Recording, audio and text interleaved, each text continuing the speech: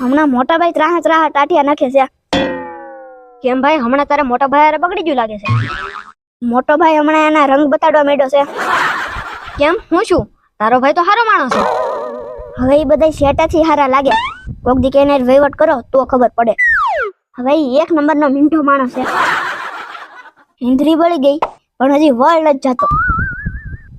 ઘરમાં ભલે ખાવા ખીચડી ન હોય પણ મોડું તો મૂકવું જ નથી. ભાઈ મારો વધારે કરે પણ ઈ કમાણીમાં મને થોડો પૂગે. ગમે એમ વાકો છોકો થાય ને. ભાઈ અટાણે બધાય ધંધા ગોતે પણ કોઈ એને રાખવો જોઈએ ને. તારી પાસે એટલા બધા ધંધા છે, તું એટલું કમાશો, તારે ભગવાનની દયા છે, તો પછી તારા ભાઈને એમાં ક્યાંક ગોઠવી દે નહીં. બિચારાનું એનું ઘર હાલે ને.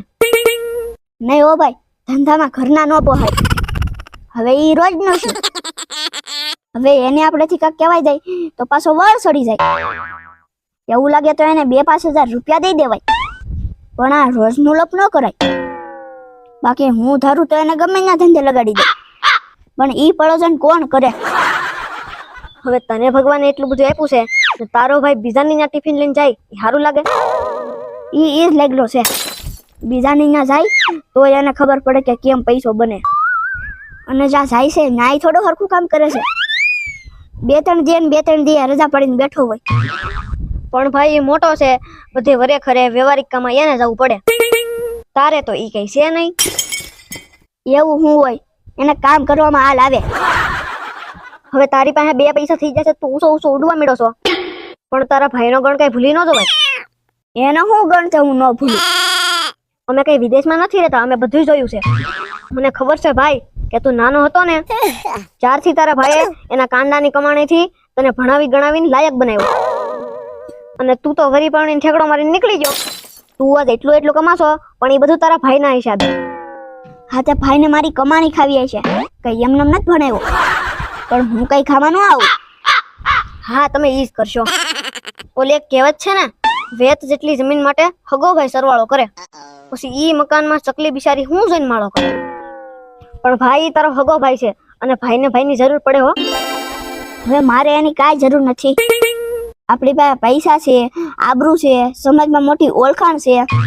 મારે એની શું જરૂર પડે? ખાલી એક ફોન કરું ને તા 10 આવીને ઉભા રહ્યો. એમાં આ ન હોય તો હું માર ફેર પડી જાય. ભાઈ આ બધું ઓળખાણ ને આબરૂ ની છે ને, ઈ આપણી પાસે પૈસા હોય ને ત્યાં સુધી જ હોય. બાકી જેવા પૈસા જા કોઈ હાચા ખોટે પૂછવાય નહીં આવે. અને પૈસાનું તો શું છે, આજ છે ને કાલ નથી. એટલે મનમાં એવો વેમ હોય ને તો કાઢી નાખજો. બાકી જે ખરુટાણું આવે ને તે આપડા હોય ને ઈ જ પડખે ઉભા રહે. તો મારે હું બધું એને આપી દેવાનું? હું એમ નથી કેતો કે આ બધું તું એને આપી દે, પણ જે ભાઈએ સંઘર્ષ કરીને આપણી લાઈફ બનાવી હોય, જેના લીધે આપણે સમાજમાં સંપત્તિ, આબરૂ અને ઓળખાણ બનાવવામાં સફળ થયા હોય, અને ઈ જ ભાઈને બીજાની લાચારી કરવી પડે તો પછી ધૂળ છે એવી સંપત્તિ, આબરૂ કે ઓળખાણમાં. અને આ બધું સમજણનો અભાવ છે, બીજું કાંઈ નથી.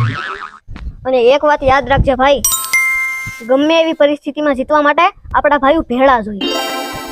મધ જેવું મીઠું પરિણામ જોતું હોય ને ભાઈ, તો ભાઈઓને મધમાખીની જેમ હપીને રહેવું જોઈએ. હેલો દોસ્તો, તો તમને કેવો લાગ્યો અમારો આ વિડીયો? આ વિડીયો તો ખાલી સંદેશ છે, બાકી અમારે 2 ભાઈઓને બહુ પડે છે. મિત્રો તમે આ વિડીયોમાં લાઈક ન કરો, કોમેન્ટ ન કરો તો હાલશે, પણ શેર જરૂર કરજો.